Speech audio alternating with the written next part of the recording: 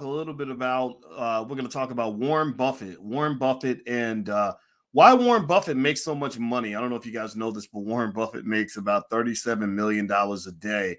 So if you don't make at least $37 million a day, or $3.7 million a day, or $37,000 a day, you might want to pay attention because Warren Buffett has some tremendous economic game. I'm about to break some of this down for you, as well as share many of the stocks that he loves right now. So get comfortable, buck up your seatbelt. We're going to get started on the Black Financial Channel right now.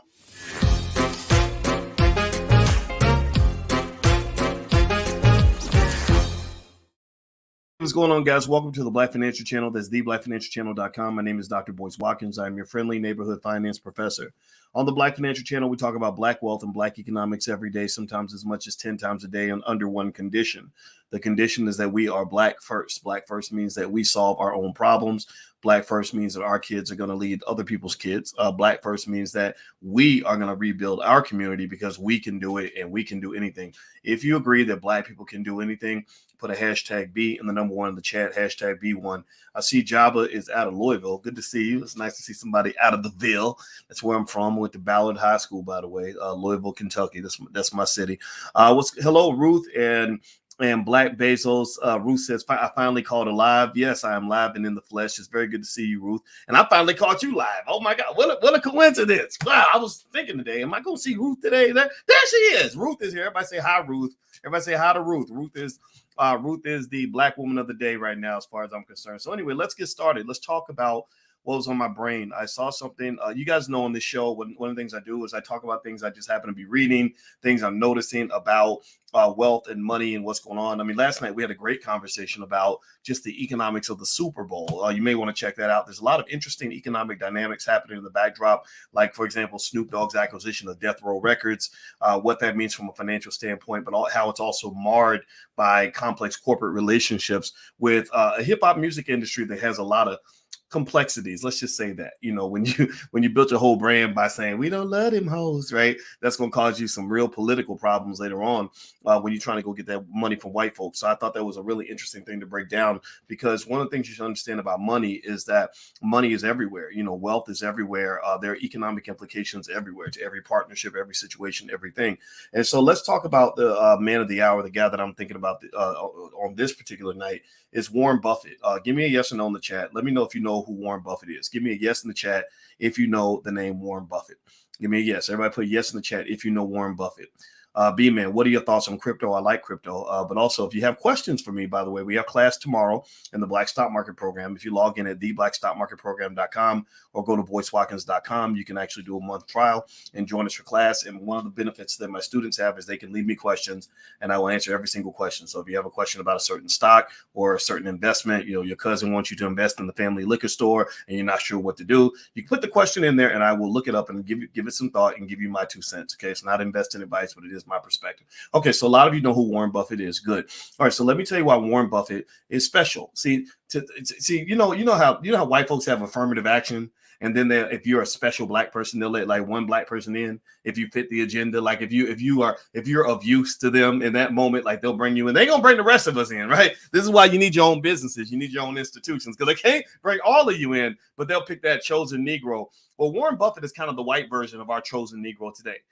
We have a benefit in talking about Buffett. That's why I'm going to give him the sacred opportunity of coming into our space for just one moment, right? Just for a moment, just as long as he knows it's our space. So we got kind of like a white affirmative action program, just support the disadvantaged people out here, that kind of thing. So anyway, the reason I'm bringing Buffett into this sacred space is because Warren Buffett is a guy you want to pay attention to, because Warren Buffett has something that every investor needs to have that has served him very well. And that is called common damn sense. I was going to say common effing sense, but I'm not going to cuss no more. I'm trying not to cuss. But he's got common sense. Common sense. Warren Buffett is not a fancy guy. He ain't flashy. He ain't got, 10 Gucci belts in his closet with 8 babies mamas and a Lamborghini in the driveway. He's got none of that. Warren Buffett has, in fact, some would say he's a little too humble, though. Like I honestly admit, he's worth 110 billion. If I was worth 110 billion, I probably wouldn't be living in the house that he's living in, right? That's a little bit much, right? But he drives a regular car, eats McDonald's hamburgers, How do you live to be that old? He's in his 90s. How do you live to be over 90? You've been eating McDonald's hamburgers for 60 years. That's kind of crazy, right? And he lives in a tiny little house. He's just very basic. But for him, money is like kind of this fun little game where money is his way of keeping score. So as a result, Warren Buffett makes about $40 million a day. I said 37 million, but he was making $37 million a day back when his net worth was 101 billion. Since that time, Warren Buffett has made another $10 billion in net worth. Warren Buffett is still on the climb. He's grinding. He's making more money than any rapper you've ever known in your life. You'll never know a rapper who makes more money in 1 year than Warren Buffett made in the last year or two. You just won't. There's no rap. Jay-Z did not make $10 billion last year. Beyonce did not make 10 billion. Your favorite actor or actress did not make 10 billion, right? This is big boss, big boy money. This is ownership money. That's the power of ownership, right? No job will ever pay you that kind of money. Now, I'm not trying to say you want to go make that kind of money per se, or you have to. What I'm saying is that it's very easy to see exactly how he made that money. Now, let me kind of break this down in terms of what Buffett does that works really well. When I was in my PhD program, we used to talk about one of the most foundational, most fundamental books ever written about investing. It was written during the Great Depression. It's by Graham and Dodd, and it's called Value Investing. Value Investing, written in the Great Depression by Graham and Dodd, is literally the economic Bible that Warren Buffett got started with. And remember, this is a Great Depression. Great Depression, you didn't have no flashy stuff. You didn't have people run around here talking about I'm gonna get rich on Bitcoin by tomorrow. You didn't have people trying to throw their money into pyramid schemes and blessing looms and all this other stuff. You had most of the investors had to get back to the fundamentals because a lot of money was being lost. I mean, entire family fortunes were being destroyed. So value investing was kind of written in that sort of environment. It was a cultural space of just simplicity and humility and all these other things. And so Buffett cut his teeth in investing in that particular way. Now here's the thing. So since that time, Buffett has when he picks companies, he's interesting because he misses a lot of trends and a lot of waves. There are a lot of things out there that are making a lot of money that Buffett won't touch. And I don't think, and here's the thing, he's not always right. There's no type of investor that's always right. Buffett's not always right. He's missed a lot of money by missing out on certain things. Well, let me tell you some of the things he did well. One thing that he did well is something that I told you all that you could have done very easily, which is for the last 5 years, Buffett consistently invested in Apple. He consistently invested in Apple over the last 5 years. And I could have sworn that they said his company made about $100 billion from that Apple investment by just consistently putting that money into Apple. And Apple grew and kept flipping and kept growing. Next thing you know, it was a big pile of money. You could have done the same thing. Instead of, maybe he invested 8 billion.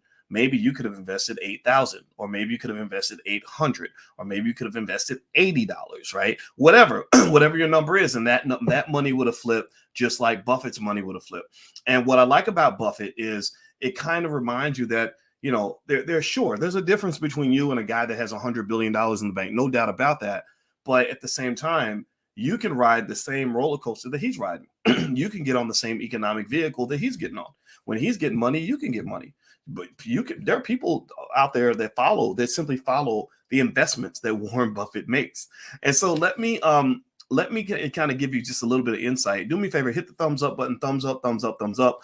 Also, don't forget, we got class tomorrow for stock market investing. If you're in Instagram, just hit the link in the bio if you want to join us for class, or go to boycewatkins.com. The link to my stock market investing class is right there. It's very good. We have 5 years of content, and it's extremely good. And you can send me questions, and I'll answer your financial questions. If you put your financial question in the chat, I probably won't see it. But if you send it to class, my students get top priority. So I will make sure I look at your question and respond to it during class. So if you want to know, so Buffett, I mentioned to you, he's worth over $100 billion now. He became a millionaire in 1962. I don't know how old he was in 1962. He became a millionaire because of his partnerships, which in January 1962 had an excess of $7 million, of which over $1 million belonged to Buffett. He merged those partnerships into one. He invested in and eventually took control of a textile manufacturing firm, Berkshire Hathaway. Berkshire Hathaway is the company he still runs to this day. Who will inherit his money? Let's see. He explained that Warren Buffett explained that the bulk of his fortune will go to 5 charitable organizations, including the Bill and Melinda Gates Foundation. Some of the remaining 15% will go to his kids. Buffett has trained them to expect a smallish sum. So Warren Buffett is not going to leave all that money to his kids.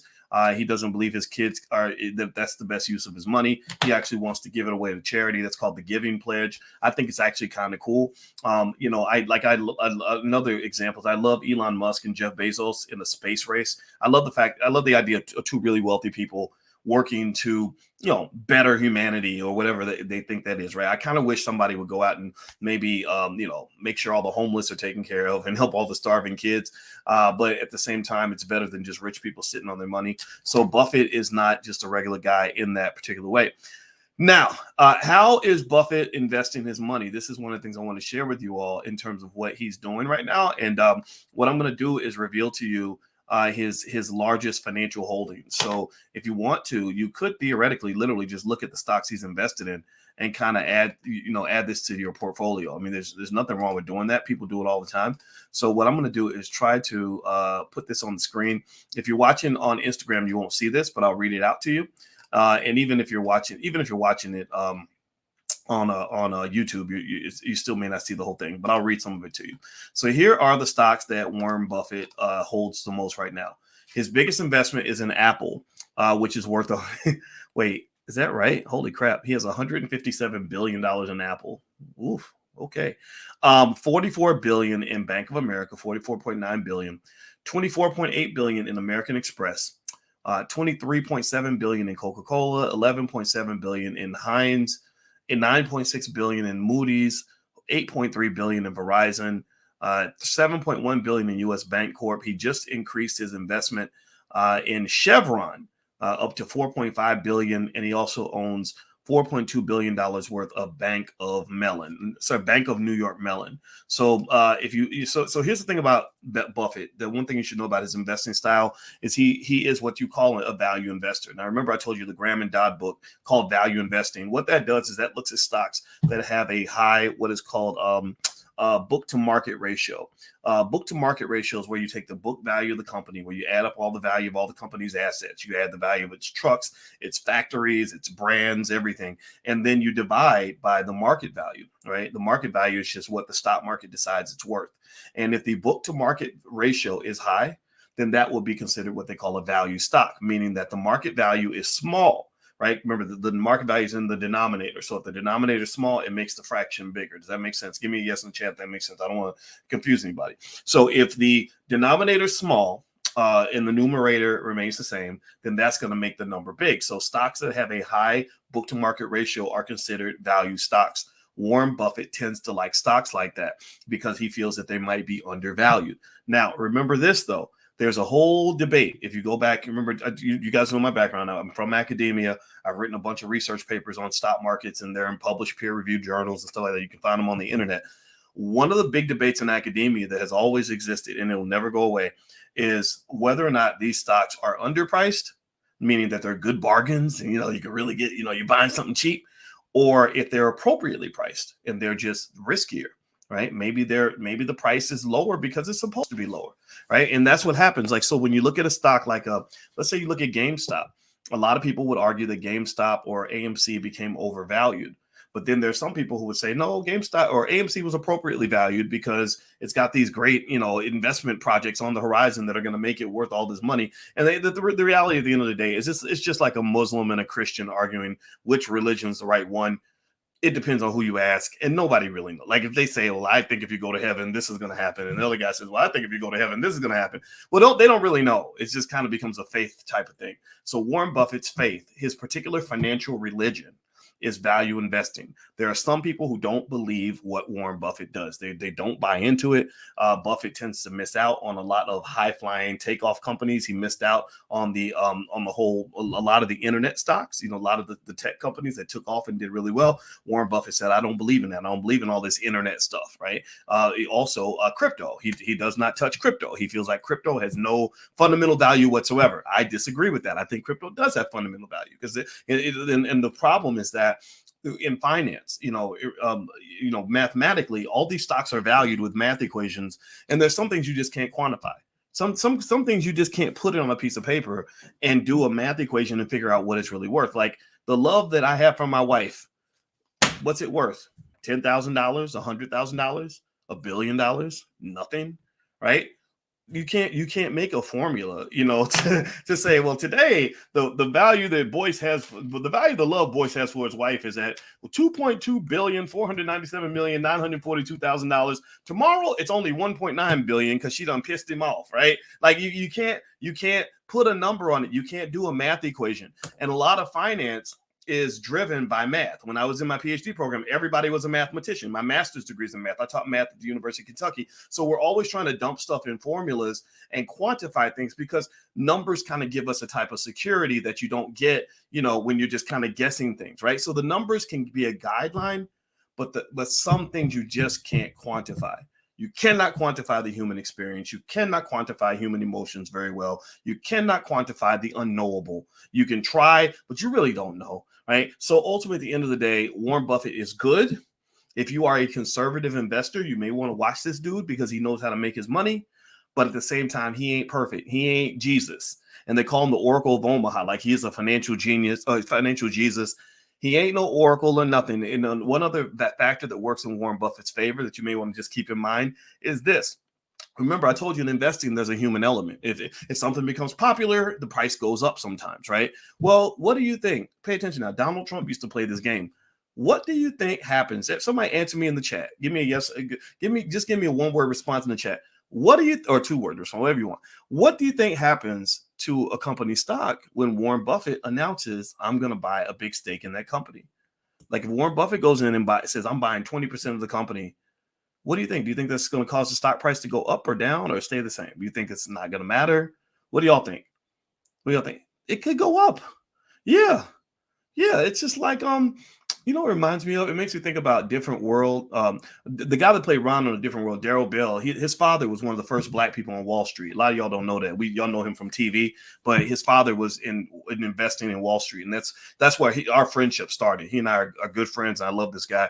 Anyway, there was an episode I remember where Patti LaBelle played Dwayne Wayne's mama. Anybody remember that? Where Patti LaBelle was on there and she came into the house and she was cleaning everything and cooking. Baby, you look hungry. I'm gonna cook you something. Oh, don't date that girl. Like, how mamas do. Like when Big Mama comes in the house, everything's gonna get better because she's gonna clean up. She's gonna make sure you stop dating that raggedy girl. She's gonna make sure you eating good, right? Well, it's kind of like when Warren Buffett comes into a company. It's kind of like when Big Mama is coming to the dorm room, right? Well, that, okay, Big Mama's coming, is going to be okay. Big Mama's coming, she's going to fix it. Well, Warren Buffett has that effect on the stock market. He's like the white male version of a Big Mama. When Big Mama comes in and says, I'm buying 20% of the company and I'm going to meet with the management and replace the bad managers and help the company do the things it needs to do, well, then the stock price goes up a little bit very naturally because people say, okay, Big Mama's here. The company is going to get better because we have faith in Warren Buffett's ability to make a company better. So in that regard, he has a little bit of an economic advantage that most of you don't. Now, Trump's situation was a little different. Trump wasn't quite Big Mama. Trump has always, even if you go back to the 80s, he wasn't hated the way he was when he went into politics, but he was seen as a sort of a iconically rich. People kind of admired that. Rappers used to rap about Trump and all that, but they kind of always knew he was a jerk. They always knew he was kind of cutthroat and et cetera. And so anyway, when Trump would start buying a big piece of a company, what would happen is the stock price would also go up, but it wasn't for the same reasons as Buffett. Trump wasn't the guy who would buy a piece of your company to make it better. He would buy the company to make you think he was going to do a hostile takeover. And Trump, being Trump, the kind of guy that he is, he would just say, people are stupid. They're going to just buy the stock because I bought it. So he would go in and he would start buying up shares of a company and then spread the rumor that he's thinking about taking this company over. And then the stock price would go up, up, up, up, up. And guess what he would do when the stock price got high? He would dump it. He would do pump and dumps, based on, what people have talked about, right? Based on what the research shows. So I would say to you, give Warren Buffett credit for being great at what he does. There are lots of things about him that are incredibly redeeming in terms of his just logic, common sense. This is not a dude who's going to lose money. That's the point. He's like a football coach where the team plays really good defense, but their offense doesn't throw the ball as much as it needs to, or they don't move the ball as well as they could because they don't take chances. So Buffett doesn't take chances, but he's a very solid investor. He's the kind of guy that could go through a recession and come out okay. He's the type of guy that will go through a market crash and buy up everything. He's sitting on like something like $100 billion in cash, like literally not even using the money. And he just decides like when the market dips below, 10% below its previous value, then he might go in and make some acquisitions. So he's super conservative in that way. But it kind of works because like some of his best investments have done extremely well. And this was not a guy who started off as a billionaire. This guy wasn't born with a big silver spoon in his mouth. He was born middle class. This guy started off investing in, a few $100. He started his first business when he was 11 or 12. Some of y'all got kids that are 11 or 12 now. What are you talking to your children about when it comes to investing right now? Start doing that. Your child can do the same damn thing that Warren Buffett did. Ain't nothing magical about this white guy. He's smart. He's great. But I think black people are greater, or at least as great as anybody else. So give me a B1 in the chat if you agree with me that we are great and we are going to execute and we're going to make sure our kids are ready for the future, ready to be the top, ready to be the best. Give me a B1 in the chat so I can know that this conversation was worth something.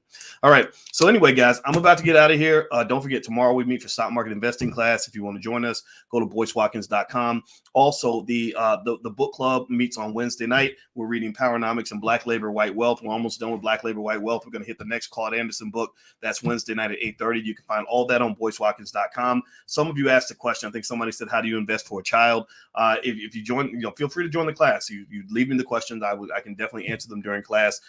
So feel free to go to boycewatkins.com if you want to see anything else we have going on.